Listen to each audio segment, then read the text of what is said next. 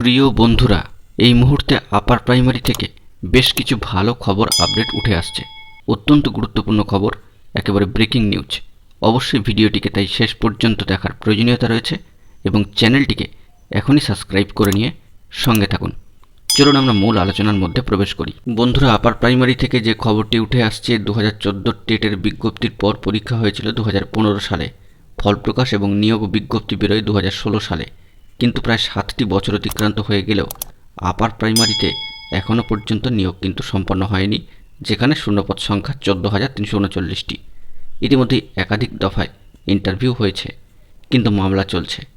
মহামান্য কলকাতা হাইকোর্টের ডিভিশন বেঞ্চের চূড়ান্ত নির্দেশ ছাড়া নিয়োগ প্যানেল প্রকাশে বাধায় স্কুল সার্ভিস কমিশন এবং চাকরি প্রার্থীরা একাধিক দফায় দ্রুত শুনানির আবেদন জানিয়েছেন। এবং সবথেকে ভালো বিষয় হচ্ছে, স্কুল সার্ভিস কমিশনও কিন্তু এই বিষয়ে যথেষ্ট উদ্যোগ নিয়েছেন এবং অবশেষে গত সোমবার সেই শুনানি শুরু হয়েছে সম্মানীয় বিচারপতি সাহেব সুব্রত তালুকদার মহাশয়ের ডিভিশন বেঞ্চে।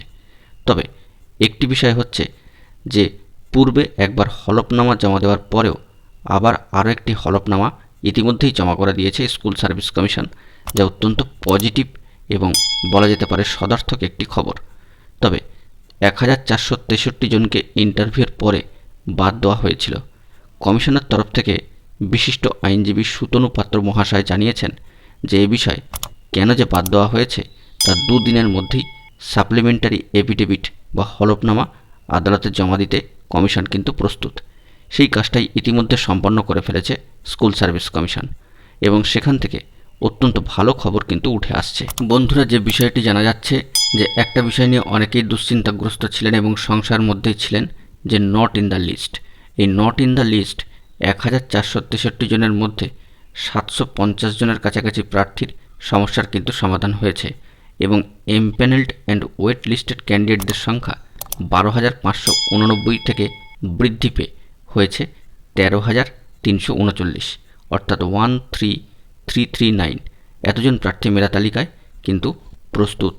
এই খবরটি জানা যাচ্ছে একেবারে সাপ্লিমেন্টারি এফিডেভিট থেকে, যে স্কুল সার্ভিস কমিশন অত্যন্ত তৎপরতার সাথে ইতিমধ্যেই সাবমিশন বা সাবমিট কিন্তু করেছেন। এছাড়াও বন্ধুরা, গত দিনের শুনানি থেকে বেশ কিছু খবর উঠে আসছে প্রাসঙ্গিকভাবে। সেটি হলো এরকম যে, সম্মানীয় বিচারপতি সাহেব জানতে চেয়েছেন যে এত তাড়াতাড়ি কি করে পারবেন, কমিশন কি চায়।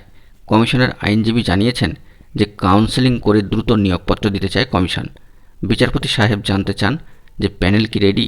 কমিশনের আইনজীবী সাহেব কিন্তু ইতিবাচক সাড়াই দিয়েছেন। তিনি জানিয়েছিলেন যে প্যানেলের সফট কপি জমা করা হবে।